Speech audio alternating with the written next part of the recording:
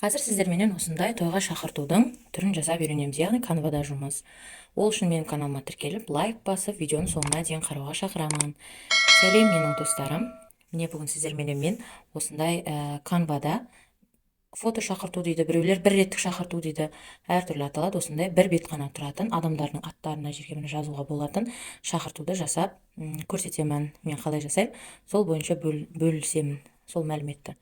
Міне осындай мен тойға шақырту деп, той билет деп папка ашып қоймын галереяда, адамдар сұраған кезінде чтобы жіберу үшін. Осыны қалай неде жасаймыз, канвада жасаймыз, қазір сіздермен бөлісетін боламын. Канваға кіреміз. Канваға кіргенде менің өз жұмыстарым последний дизайны деп менің жұмыстарым сақталып тұрады да. Ана жақта көптеген қараған адамдарыңыз, жаңа парақшаларыңыз барлығы көрсетіп тұрады. Канва жұмыс жасауға өте қолайлы негізі. Мына жоғарыда көріп тұрсыздар ма? Поиск по шаблонам Canva деген. Осы поискті басамыз да, приглашение деп жазамыз. Мен жазып қойғам, сол жерде не іздесеңіздер де алдарыңыздан шығарып береді. Приглашение деп жаздым. Мінекей осындай көптеген пригласительныйлардың түрлерін, яғни шаблондарды шығарып береді. Бұл шаблондарды өзгертіп, қазақ тіліне өзгертіп жаза бересіздер. Қараңыздар, қандай көп шаблондардың түрлері бар. Мысалы үшін мен мынаны алған болатынмын. Удалить водяной знак деп тұр ғой, бұл жерде платный тіркелулеріңіз керек. Болмаса осындай знакпенен сохранить етіліп алады. Бесплатно дегенді пайдалана бергендеріңіз дұрыс. Менде платный, ақша төлейтіні платный бітіп қалыпты. Мына про деп тұрады, сосын платный деп тұрады. Сол про дегендердің бәрі ақша төленетіндер. Мына ешқандай жазуы жоқтарды біз пайдалана аламыз. Яғни ақша төлеместен жай ғана регистрация жасап, біз пайдалана аламыз. Канваға кіретінен алдын міндетті түрде енді тартып алған болсаңыздар приложениені, онда регистрация жасайсыздар. Про дегендерді біз ала алмаймыз. Мына қараңыздар, платно деп тұр, бұларды біз ала алмаймыз, себебі біз программаны сатып алуымыз керек. Яғни бір жылға, 6 айға тіркелуіміз керек ақшасыменен. Бізге бұны ешқандай шығын шығармастан дәл осылай бесплатный түрлерін, яғни тегін түрлерін пайдалансақ болады. Мысалы үшін мынаны алайық. Бұларда жаңағыдай водяной знак деген болмайды. Міне бұл гүлдерді де қаласаңыздар бері қарай шығара аласыздар, қаласаңыздар бас жағын кіргізіп жібере аласыздар. Мынаны да қаласаңыздар үлкен қыла аласыздар, қаласаңыздар кішірейтіп тек қана осындай не бересіздер. Ең бұл жерде сөздерін өзгертеміз. Мына сөздер тұр, осы сөздерді басып өзгертеміз. Мысалы үшін міне қоршалды бір рет бастық, екінші рет бассақ, міне жаңағы выделять етіледі.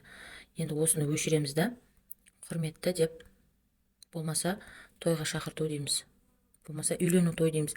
Сіздердің алып жатырған нелеріңізге байланысты, тойдың түріне байланысты. Үйлену той дейміз, я? Енді осыны қараңыздар. Үйлену той. Осыны төменде размер шрифт деп тұр. Размер шрифтіні басып, бүйтіп үлкейтеміз. Сосын мына жанындағысын басып былай тартсаңыздар, жазу бір қатарда болады.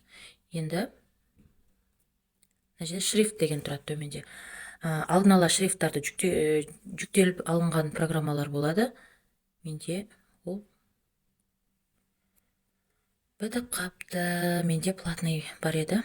Платный бітіп қапты. Енді осының ішіндегі қазақ әріптерін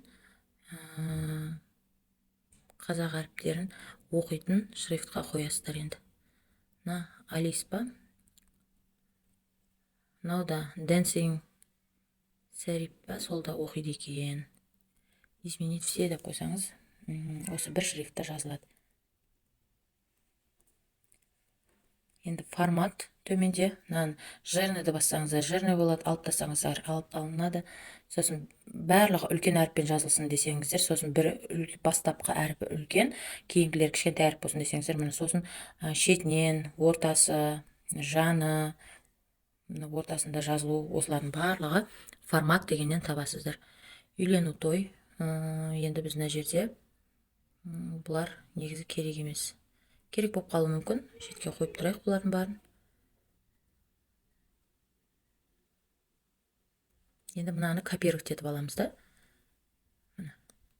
Үстін басамыз. Алдын ала, сіздер алдын ала жазып қойсаңыздар болады. Құрметті деген сөздерді, тексттарды бір жерге сохранить етіп қойсаңыздар болады. Құрметті деп мына жерде сызықша тастап кетеміз қазір біз. Сол себепті де бұны бүйтіп бір шетке қоямыз. Размерін кішкене кішірейтейік. Мына жерге адамның атын жазады ғой. Мына жерде құрметті деген қалдырамыз, адамның атын қоямыз. Сосын кейінгісі мынаны тағы копировать етіп алып, үстін бір рет басып,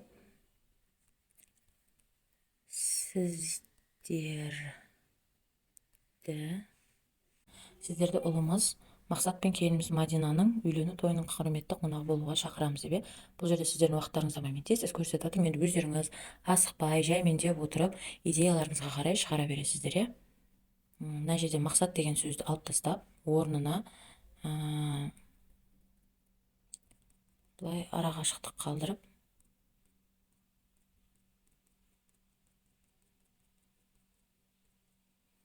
сосын Мадина дегенді де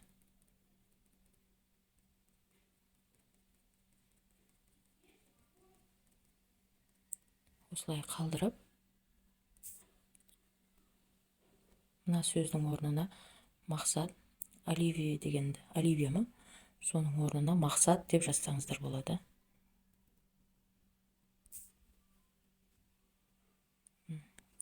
Мақсат деп жаздық.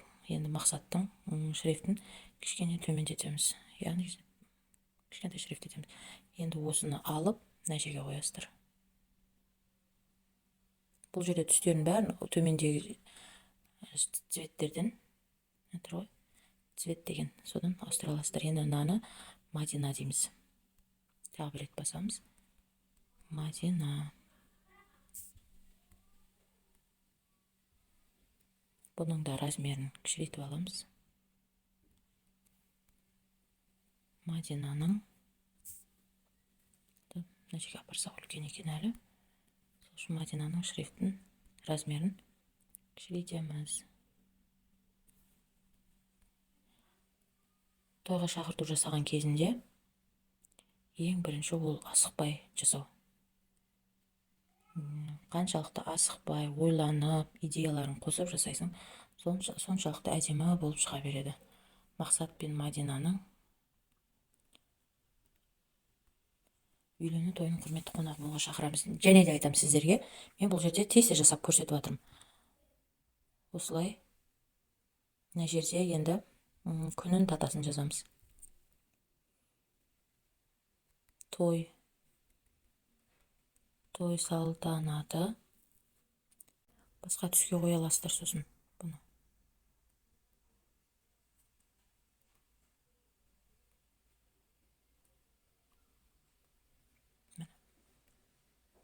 Осындай түске қоя аласыздар. Кез келген түсті астында көрсетпеп ма, мына жерде өзгерте аласыздар. Төменде тұр мұны. Мына тоқ түсі, светлый түсі. Мына жерге өзі Canva дайындап береді. Қараңыздаршы, мына түстер бар деп сізге ұсынып тұр. Сосын мына түстер бар деп ұсынып тұр. Болмаса, төменде тұрған басқа түстерді пайдалана аласыздар. Кез келген түсті қойып пайдалана аласыздар. Сосын тағы айта кететін жайт, осы жерде мысалы үшін мынаған бір линиялар қоятын болсақ, сіздерге түсінікті болсын. Төменде плюсикті басамыз. Сосын элементы дегенге кіреміз. Міне линия деген тұрады жазу. Өздеріңіз мына поисковикке қалаған сөздеріңізді жазып, сұрасаңыздар шығарып береді. Мысалы үшін міне осыны қояйық. Ашып, ұзын қылып қойсаңыздар болады. Былай кішірейтіп қойсаңыздар болады. Мына удалит водяной знак дегенше, бұл да тоже премиум класс екен. Міне 14 күн тегін пайдаланасыздар да, сосын ары қарай платный болу керек екен. Бұндайды пайдаланатын болсаңыздар, сохранить еткен кезінде сізге сохранить етуге мүмкіндік бермей қояды. Себебі сіз платный версиясын пайдаланып тұрсыз дейді. Сол үшін біз бесплатный версиясын аламыз. Жаңа про дегенді пайдаланған екен. Қараңыздар, прода не бір әдемі нелер, линиялар бар. Енді бізге про емес, кәдімгі бесплатный түрі керек. Біз ақша төлемейміз. Мынаусы бар екен, бесплатный. Қараңыздар, уже удалит водяной знак деп шыққан жоқ. Осыны қойсақ болады. Ортасына көрдіңіздер ме? Енді бұл өздеріңіздің фантазияларыңызға байланысты. Жерде құра тұрғаннан гөрі, сосын мынаның орнына галереядан қыз бен жігітті әкеп қойсаңыздар болады. Өздеріңіз алдын ала Pinterest'тен алып, ремовпен қиып, әдемілеп, реминеден өткізіп, тазаланып алған қыздың суретін алсаңыздар да болады. Қыз бен жігіттің болмаса, жаңағы Pinterest'тен алған суреттерді ремовпен фонын бәрін удалить етіп, дайындап алған суреттеріңіз қойсаңыздар болады. Ол үшін мынаны удалить етіп тастайсыздар да, осының орнына қыз бен жігітті қоясыздар. Мына жерге жазып көрейінші. Жених. Мына жених и невеста десе шығады екен. Көрдіңіздер ме? Мынаны тоже про дегенді алмаймыз. Бесплатныларын аламыз. Бесплатныларын қарайық. Көбісі про екен. Мына сурет нормально екен. Енді мынаны біз өшіріп тастаймыз да, мына суретті мына жерге әкеліп қоямыз. Себебі үйлену той деп тұр ғой. Енді өздеріңіз, мен сіздерге жасалу жолдарын тек қана қысқа көрсетіп жатырмын. Осылай істесеңіздер болады. Мына жерде той салтанаты. Енді мына жерге біз не жазамыз? Мекен жайын жазамыз. Мекен жайын тоже мынаны копировать етіп аламыз. Астана қаласы. Астана қаласы. Хан сарайы. Мейрамханасы. Ресторан дей салайықшы. Бұлардың бір ойдан шығарылған достар, бұлардың бар ойдан шығарып көрсетіп жатырмын мен сіздерге. Себебі мен өзім жұмыс жасаған кезінде мен запись экран сұрамаймын. Себебі мен тойға шақырту жасайтын болсам, прям басыммен кетіп, бала шағамды бәрін ысырып қойып, с любовью от всей души прям басыммен кетіп жасаймын.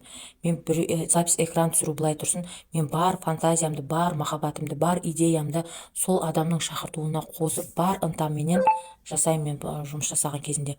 Сол себепті запись экран түсіруге, өзім жасап жатқан кезінде запись экран түсіруге менде мүмкіндік болмайды. Мынау шақыртуды сіздерге ойдан құрастырып көрсетіп жатырмын. Енді бұның біз түсін өзгертеміз. Мына жерде асықпай отырып шрифттарын өзгертсеңіздер болады. Қазақша шрифт оқыса болды. Мысалы үшін Алимо қазақша шрифт оқиды екен. Мынау да оқиды екен. Қайсы? Есееван. Есееван ба? Олсы да оқиды екен қазақша шрифттарды. Қазақша шрифт оқыса болды. Әкеп қоя бересіздер. Мына жерге той иесін жазасыздар. Сонымен бітті. Той иесін жазып, онда көрсете салайын. Аны копировать дейік. Той иесі Бақыт Айгүл.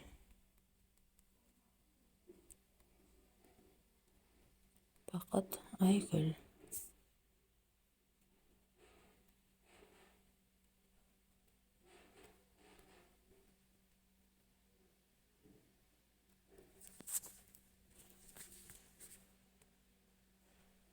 Мынаны сәл кішкене былай шығарамыз.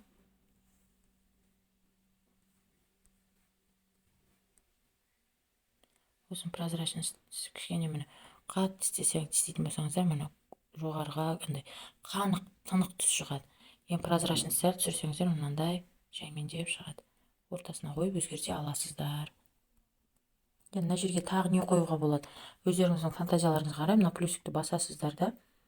Не қоюға? Мысалы үшін мынаны қояйық. Енді артықша затты көбейте берген дұрыс емес. Мен сіздерге тек қана жасалу жолдарын көрсетіп жатырмын. Осын кішкене бүйтіп, жоғарыға қойса болады осын. Үйлену той деп жаздық қой. 2 кольцо.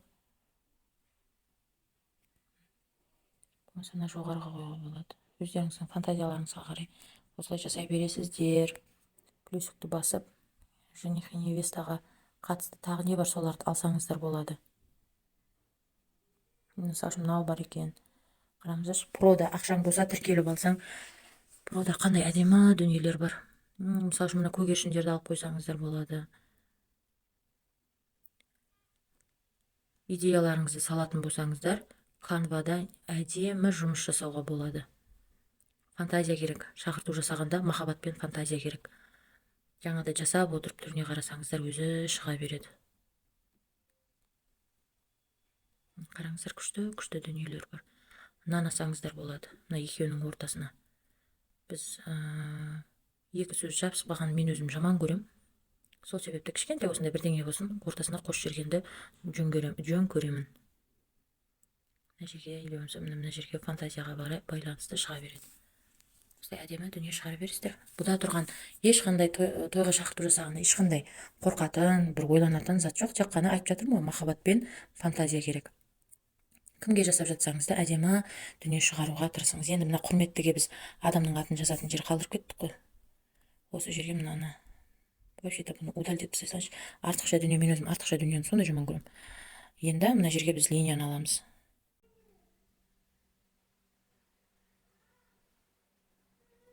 Мына бір линияны таптым.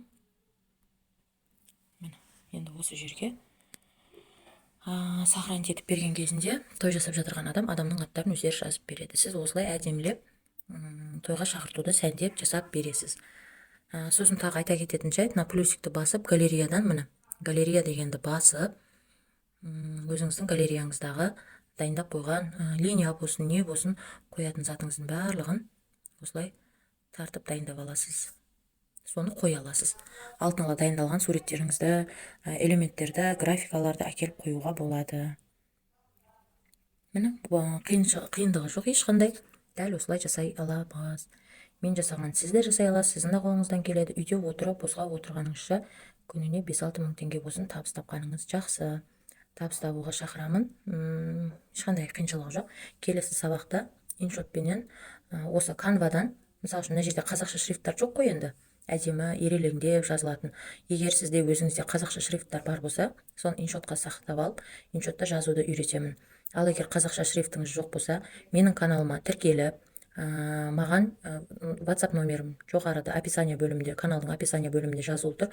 Сол номерге WhatsAppқа қазақша шрифт алғым келеді деп жазсаңыз, мен сізге қазақша шрифттарды және жүктеу жолдарын видеосыменен қосып жіберем. Canvaға, иншотқа, кешірім сұраймын, Canvaға емес, иншотқа және де CapCutқа қазақша шрифттерді өзіңіз жүктеп аласыз. Сосын осындай шаблонды Canvaдан алып, иншотта тек қана Canvaдан да шаблонды ғана аласыз, жазуын бәрін өшіріп, иншотта қазақша шрифттарыңызбен көркемдеп, әдемілеп жазуға мүмкіндігіңіз болады. Келесі сабақта, келесі видеоларда иншотпенен шаблонға шақырту жасау жолын саламын. Міне осы баршасы оңай, ешқандай қиындығы жоқ. Енді жоғарыдан сохранить етеміз. Төмендегіні басып, готовим дизайн деп бізге дайындап сақтап береді. Егер жаңағыдай проларды алатын болсақ, бізге тіркеліңіз, ақшасын төлеңіз деп сохранить етпей қояды. Міне болды. Клиентке галереядағы түрін жібере береміз. Отправить етіп, клиентке жібере береміз. Егер видео ұнаған болса, менің каналыма тіркеліп, лайк басып, комментарийға жасаған болсаңыз, түсініксіз сұрақтарыңыз болса жазуыңызға болады. Және де түсінбеген жерлеріңізді, осы шақыртуға байланысты сұрақтарыңыз болса, WhatsApp номеріме өтіп, WhatsApp'тан сұрауыңызға болады. Кәдеңізге жарасын, сізге табыс әкелуге мүмкіндік беретін видео сабақ болсын. Мен сіздерге бір кішкентай де болсын, титтей де болсын пайдам тисе қуанамын. Менімен бірге болғандарыңызға рахмет. Сау болыңыздар.